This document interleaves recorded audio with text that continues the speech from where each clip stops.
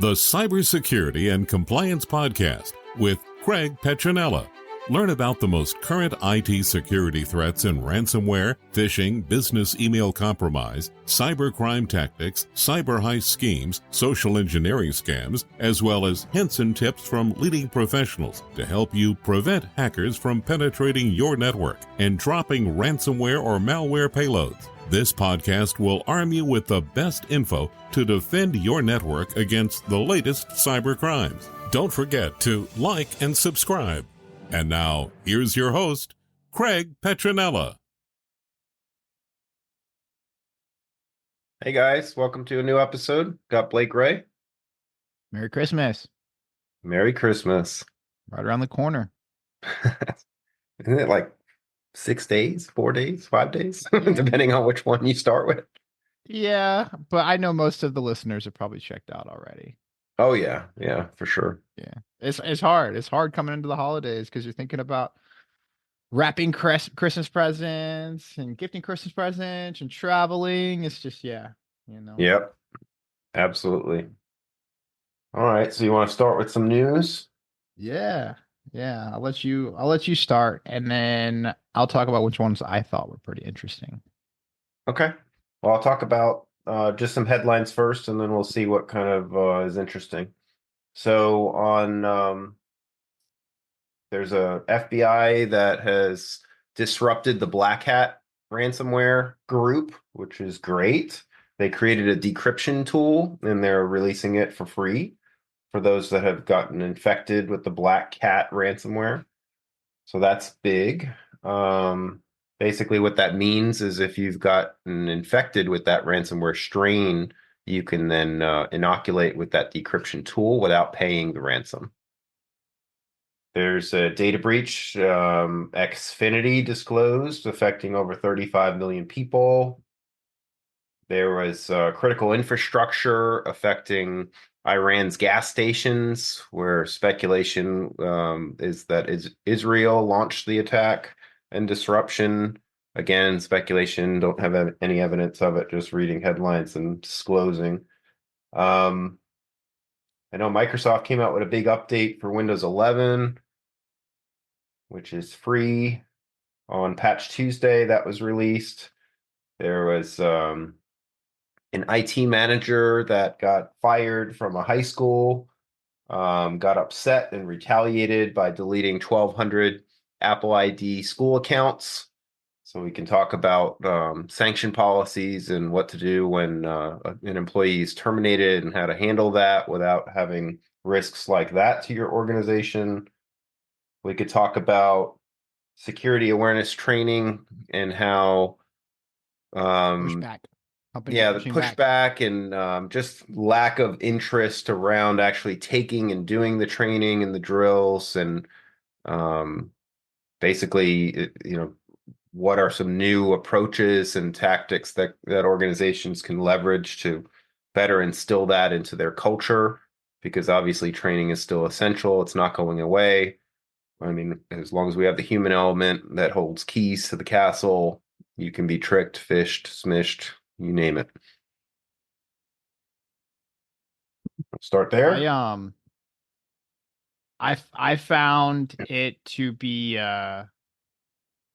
interesting about the Apple Watch recall. The Apple Watch is being they're no longer selling Apple Watches? Did you I did not hear that. No, what is that? Yeah, so this one apparently Apple took the patent for some of their EKG reading sensor technology. They stole, or I don't want to, from what I read, from my understanding, they used some technology that was patented, and now they're having to rip the Apple Watches off the shelves. And so they're not going to sell these Apple Watches anymore until they get fixed. Wow. I'm not sure if it's all the Apple Watches. I know for sure it's the Apple Watch, I think Series 9, and then the Apple Watch Ultra 2 for sure. Yeah, so this is Um, I'm just kind of following along with you. It says Apple makes surprise decision to pause some watch sales before Christmas over a patent dispute. So that's what you're talking about there. yep. Yep. So That one's disagreement gonna between Apple and Massimo over blood oxygen feature. So apparently there's some that's patent infringement politics happening. That's kind of just I guess an off tangent kind of thing. Companies obviously pay a lot of money to secure a patent. And I'm not a lawyer, but as far as I understand it, the whole point of a patent is to beat out your competition so you can have this, new methodology or way of doing things, whatever it is you want to protect. But what's interesting to me is that if you apply for the patent, you have to disclose exactly how it works with drawings and explanation and basically the whole blueprint of the whole thing. And then you have to submit it with an application. And typically, people hire some law firm to handle this for them because it can get complicated. Some people do it themselves. Um, but my point is that you have to kind of tell the world, hey, look, this is exactly how I do this. And then you have to hope and pray that you're going to get, number one, awarded the patent, and number two, get some type of protections, right? But I know you, Blake, and we've talked about this before. I don't know if we talked about it on a podcast before, but um, I guess the issue that I have with it is, let's say you have the patent. Let's say I don't know what this company is. I think it was Massimo. I'm assuming Massimo is a smaller, it says medical technology company. I'm assuming they're smaller than Apple from market cap perspective, right? probably Right. if So, they're suing Apple. I mean, but it's I feel like they yeah, so it's like big guy, and aka Apple, versus little guy. Again, I'm speculating, but I'm basing it off of my lens and my vantage point.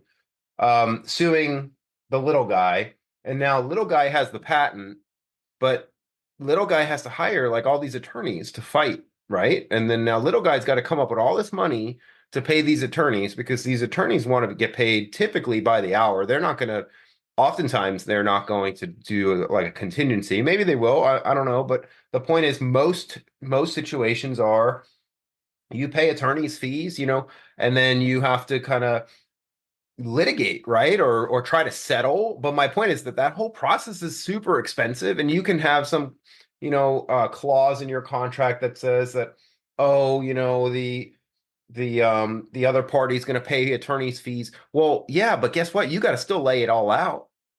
You know what I mean? Like, so this little company, Massimo, might have to spend hundreds of thousands or whatever it is to defend this patent in court, right? And depend again, most things settle, but let's say it goes to court. I mean, this can be super expensive, and oftentimes it could put the little guy out of business, definitely.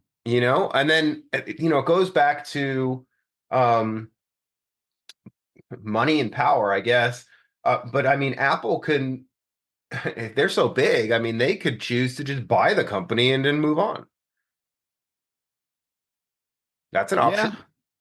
yeah. I mean, I guess patents are in place to protect the IP of said company. So if somebody infringes on your patent, I mean, it should be a pretty cut and dry case about Yeah, but I guess my saying, point is that companies like Massimo, again, I'm speculating, I don't know anything about them other than what I'm reading here.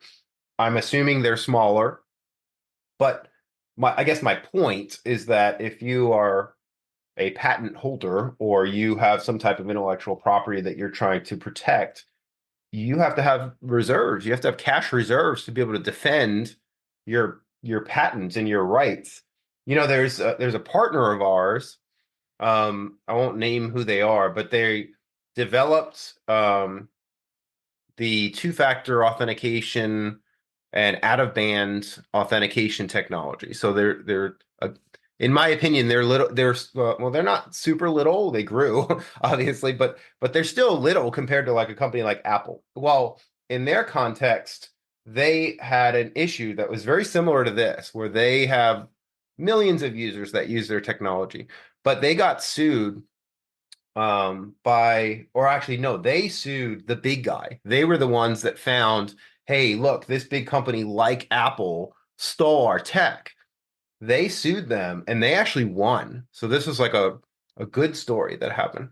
And then what in talking to the founders and the patent holders, what happened was, since they have, I think, like 6 different patents, like powerful patents like this, they ended up having to hire and build their own legal team. So they have like a legal team of lawyers that basically that's what they do. That's their job, is to defend all their patents.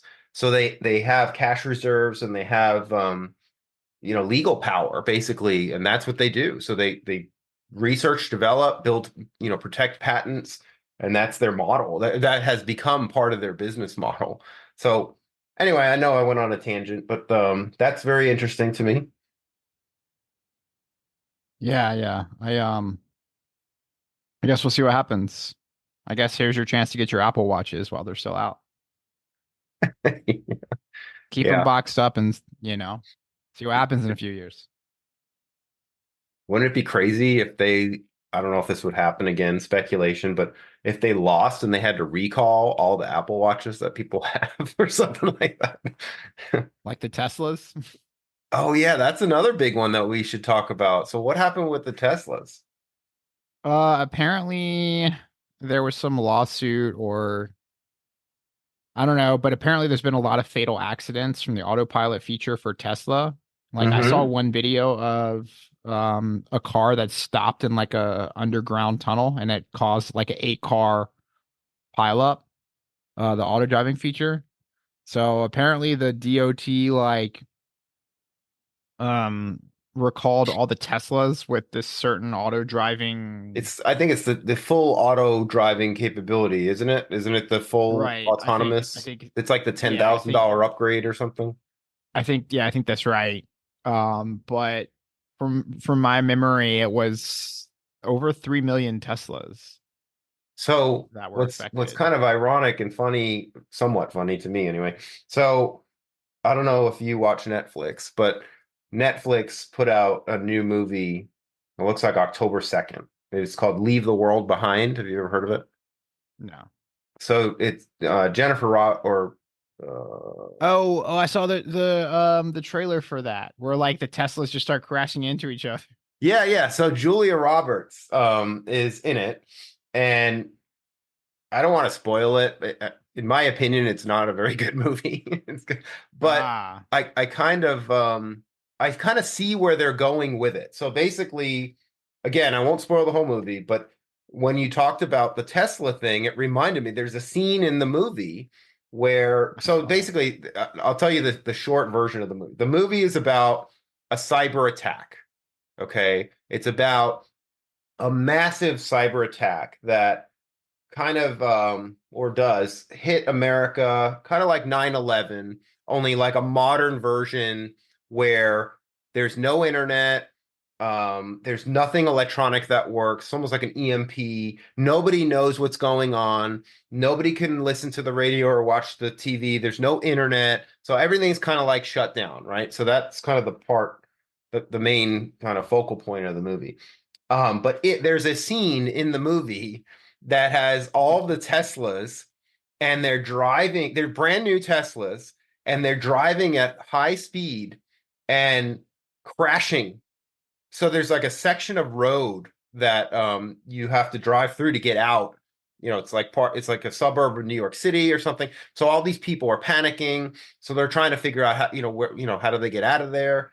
And you see these cars just zooming and crashing nonstop into one another. And they're all Teslas. They're all brand new, and they all have the $10,000 full autonomous upgrade. so, so anyway, I know that's a really random left field tangent, but you brought up Tesla, and I just watched that movie the other night with my wife. And in my opinion, I did not think it was very good at all. It was actually I thought it was pretty bad, but I think I guess what I'm trying to say is I see what the directors and the producers were trying to do. They were trying to paint the picture of mass chaos and what would really happen, like if that happened. I get that, and I applaud that. I just think the delivery could have been done a whole lot better, in my opinion, and the movie could have had more depth to it. But anyway, it was a good try in my opinion. Might be worth a I was watch gonna watch it. if you're bored or something. I mean, anyway, so I was literally gonna show the trailer to my wife and see if we could watch it. yeah, I mean, watch it. I mean, I'm not, like I said, I mean, you might love it. I did not really like it that much. But it does give you a different perspective, right? And I think that's kind of the point. The point is like, what would your life be like if you couldn't do this? You couldn't listen to a podcast. You couldn't make a podcast. You couldn't go on the internet to check your news. You couldn't use your Apple Watch. You couldn't use your iPhone. Yeah. What would happen if none of this stuff worked? And that's really what the movie's talking about, and trying to highlight and relive that, you know. Yeah, so I'll leave it there. I don't want to spoil anything. Yeah, I think that I just saw, because I guess they were teasing it with that one scene you're talking about of just the Tesla is just boom boom like crashing into each other. And then like she looks at the window and she sees like all like self-driving capability or whatever, and then she's like, "Get out of here!" Like, Yeah. And I haven't seen a Julia Roberts movie in a really long time. Like, so it seems like she's been busy. I think the last Julia Roberts movie I saw was like one of the Oceans movies. Oh, right. Yeah, I haven't seen her act in a while, Well, but if you do watch it with your wife, I'm I'd going be to. curious to I've see decided. hear your opinion on it. Um, I so, I'm yeah. kind of protesting Netflix right now because they changed their fees again.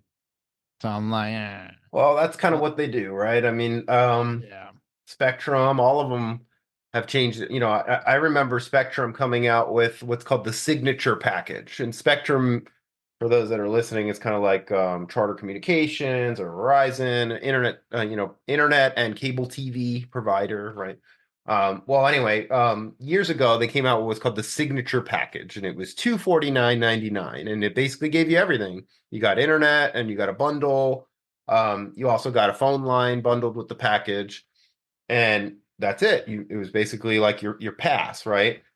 Well, slowly over the years, now it has crept up to it's over $329 now or something. Every time I have the plan and I'm about to cancel it because it's just gotten ridiculous. At every month, it's like small increments of increase. Yeah, I've been seeing some of these like every time I go to the grocery store, like I went and we were just like, all right, let's pick up a few things for breakfast, right? You know. Of course, we picked up a few things that ran out. It's like $100 later, and I've been watching these. There's this group of people that have been like keeping receipts from like 2008, 2010, 2015, like 2020, 2023 now. And like, they're like, this is, the same shopping list, at the same store. And it's like, it's insane to see how much groceries are going up. How Like the much they've cost of gone living up, is you mean? Yeah, how much they've yeah, gone up. yeah, Yeah. yeah. Yeah. Cost of living, is just skyrocketing, like the housing, skyrocketing, but then, like the wages aren't keeping up with that growth. Um, and yeah, I've been following a lot of that stuff, and, it seems to be, that the picture is painted that things are business as usual, right? But Yeah, that's a whole nother that could be a series of podcasts. yeah, Well, I yeah. think how do I segue into that? So I think what you're realizing is that there's the news that says, oh, we're not in a recession, and oh, everything's great, and look, inflation went down, and then interest Stock rates market are, went up. yeah, stock market gets pumped and goes up, and everybody's great, and interest rates are at, yeah, record high. I think I don't know. I mean, they're just insanely high right now. They were talking about maybe talks about no more rate hikes, but maybe they're gonna drop rate soon. I just don't know how it's even affordable anymore for most people to even buy a house. It's just, but I guess, again, my opinion, um, it just, there's just so much corruption everywhere and so much manipulation everywhere. I think it's hard for people to get the truth because there's just so much media you're going to see more of this too with the election coming up. There's so much media and so much bias. You just can't trust any of it. Like, you have to go on your own kind of hunt to find the truth. And I think that's the most challenging thing. And I think that some people are waking up to that fact. I remember back ages ago, learning about government and government power versus people, right? Like, when the government gets too much power, then you vote and you're supposed to try to, take some powers away from the government. But then you see now, like, there's just so much corruption and manipulation in the government, and it's like, who's paying who off? And it's just, again, I'm going in random tangents. I'm sorry, but it's just such a crazy world and I guess my point is that I think everybody is looking for like a safe haven or a more trusted system. And with, like you said, with groceries going up, and milk is like $5-6, depending on the kind of milk that you want to buy. You know what I mean? It's just like not sustainable. You know what I mean? Like, I don't know what the answer is. I'm just saying that it just seems like there's so much stuff that's messed up, right? Oh, yeah. But yeah, and then we try to be the good guys and do really good at what we do, and nobody wants to pay for what we offer. It's like, we don't need that. Like yesterday, we get a note saying that, oh, we're not going to do a pen test for 2024, and I just shake my head because, I mean, it's like, I don't make up the news. I mean, yeah, the news might be manipulated, but the point is that these things are really happening. People are really getting infected. People are really getting extorted, and hackers are, rampant. so it's like, how could you not test? I don't know. I mean, obviously I know who the company is, and I was looking at and thinking in my mind when I saw that email that went out. I was like, they're such a huge company, and they have their fingers in a specific industry, hands all over it, and they probably have a lot of important data, Oh, right? I would say they do. Yeah.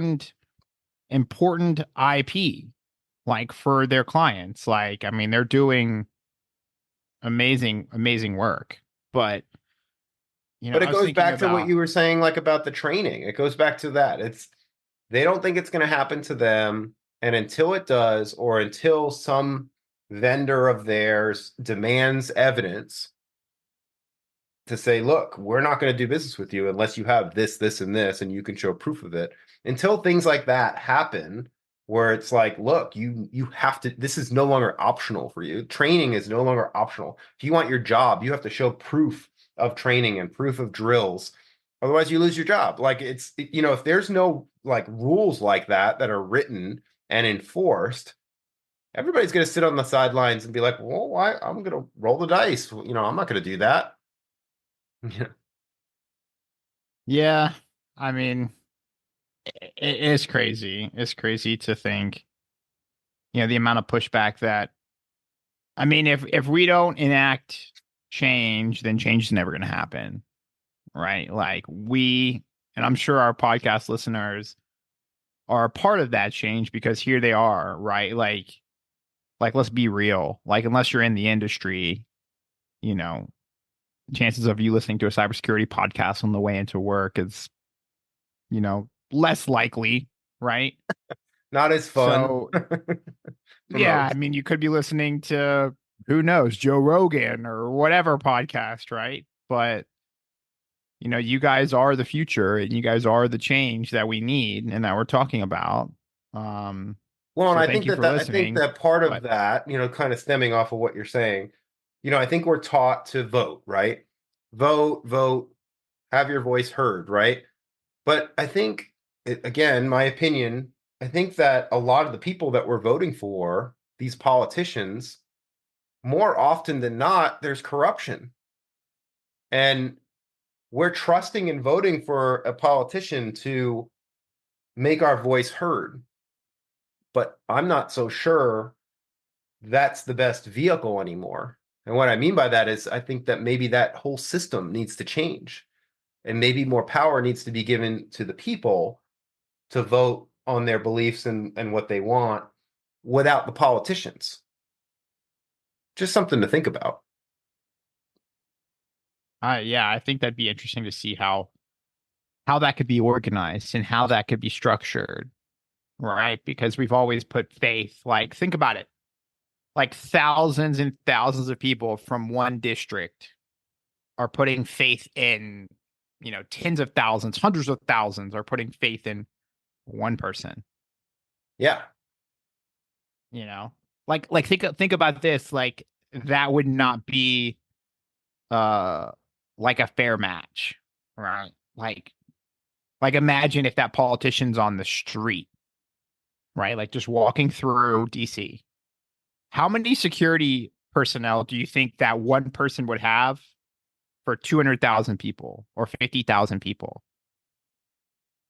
Right? Yeah. The only reason why I'm saying that is because that one person I don't feel like is capable of representing that many people. Like could be wrong, but just my opinion.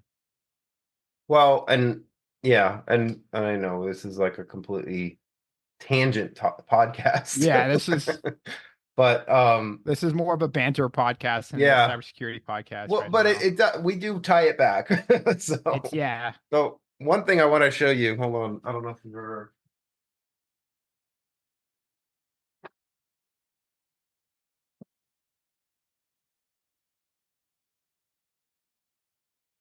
I'll take this back to cyber real quick.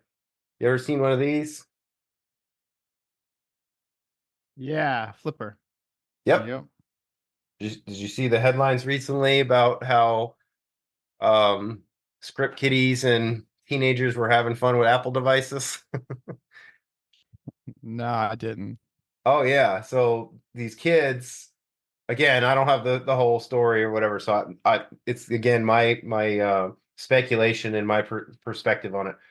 But I'm envisioning a bunch of teenage kids in different locations buying these things and just causing hell in like the Christmas lines. And what they were doing was they were locking up everybody's iPhones. They were just inundating them with NFC and Bluetooth and broadcasting messages, and the iPhones would crash. And within a 30 to 50-foot radius. So these kids, I'm envisioning this happening in supermarkets or in crowded places or in New York or wherever they are. They're just, using these things. They're upgrading the firmware on it and just blasting a 50-foot radius. And all these people are like, confused, looking at their phones, and they're like, what the hell is happening? Anyway, I thought it was comical to read that Apple was then pushed to do an update to iOS. So I don't know if you have the latest update. If you don't, you might want to grab it. But yeah, that was the primary driver of why they did that update. So funny.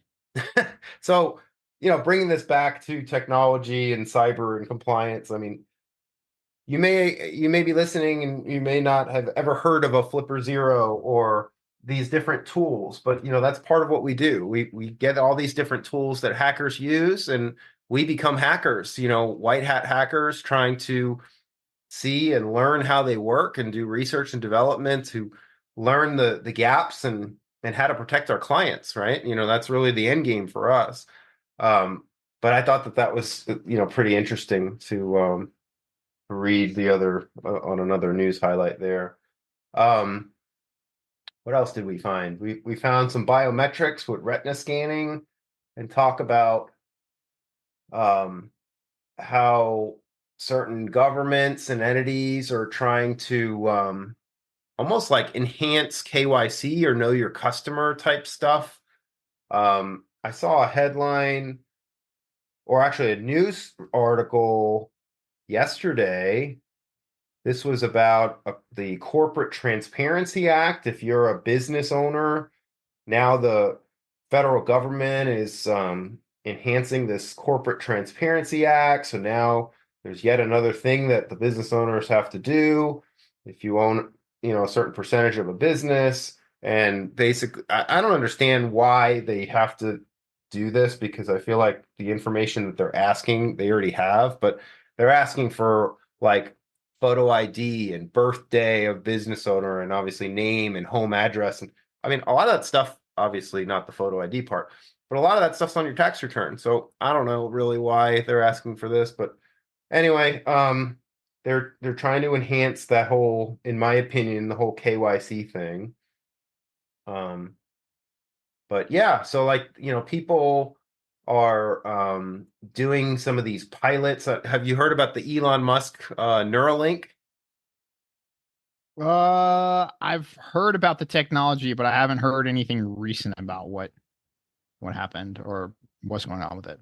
Well, I mean, I don't know if it was recent, but basically he's working on implants and, trying to test chips in, animals. And there's a lot of controversy around that.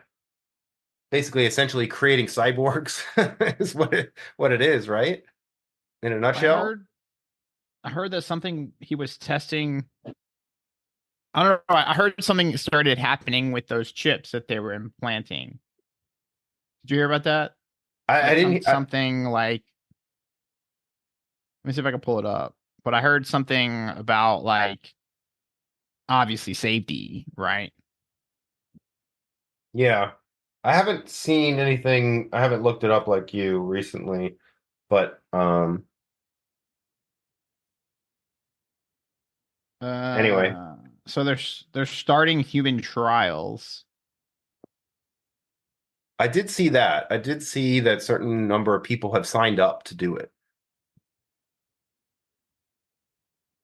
But then I heard something about like, maybe, I mean, I don't know. I don't want to, again, I'm not here to spread misinformation, but I heard something about safety. Right. Yeah, it's the same.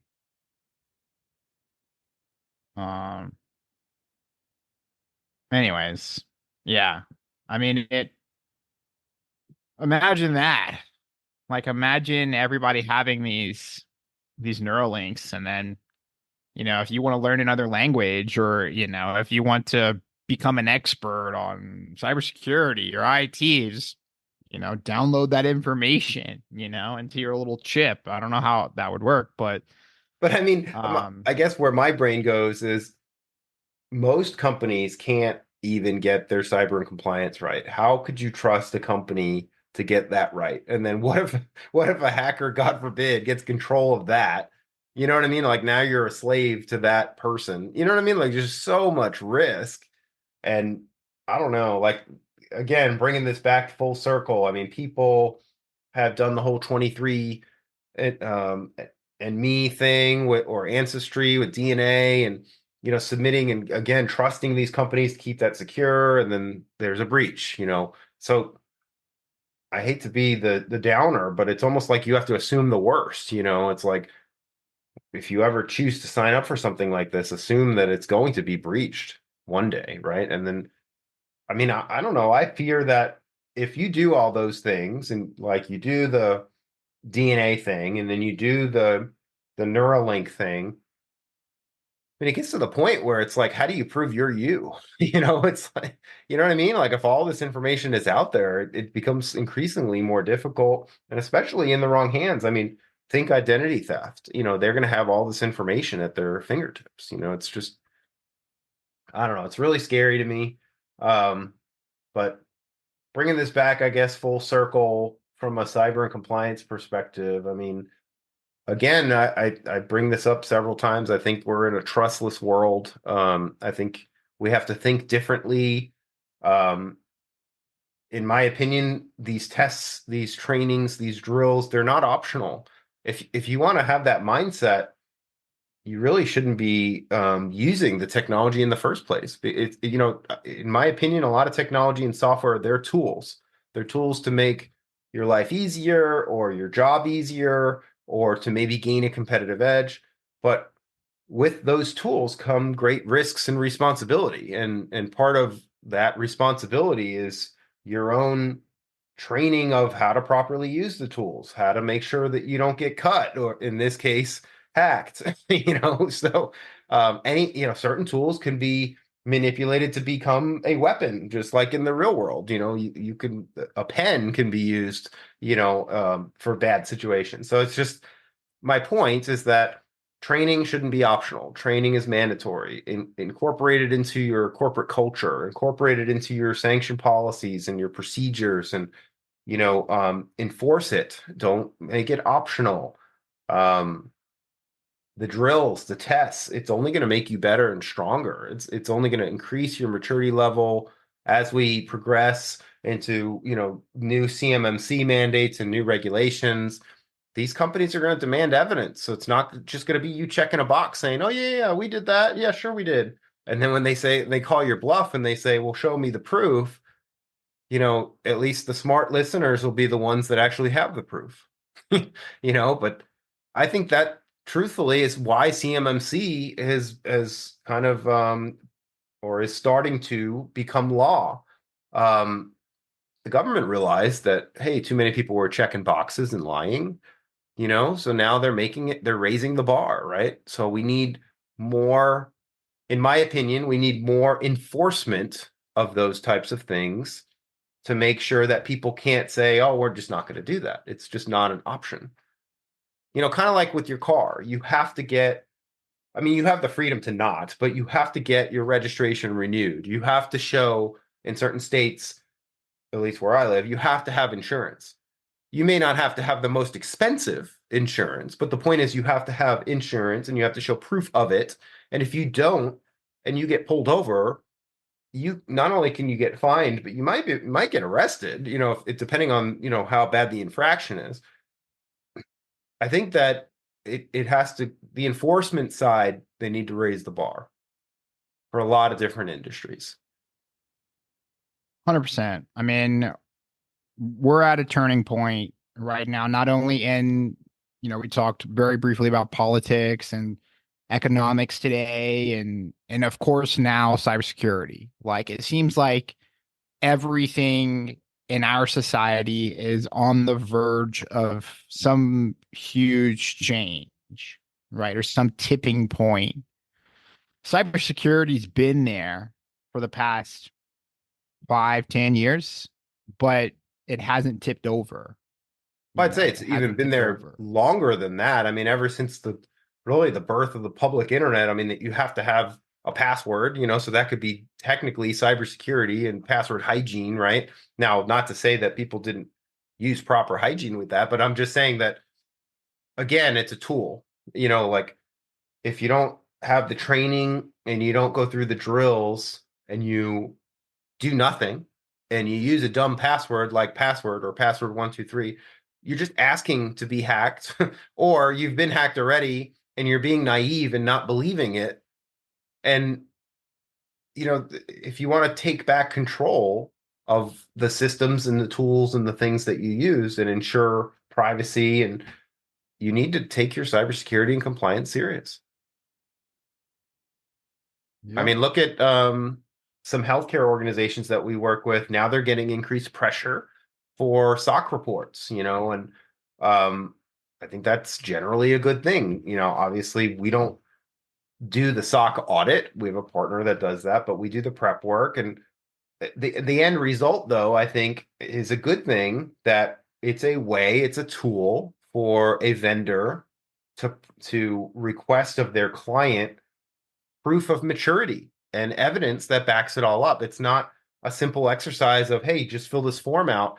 It's, look, you've done all this. You've had a third party come in and monitor and check all your stuff for a period of time. And that third party is putting their reputation on the line to vouch for you, and if ultimately you get that certificate, I think that's a step in the right direction to raise the bar and ensure that, hey, look, this company is doing maybe not everything right, but doing more than most.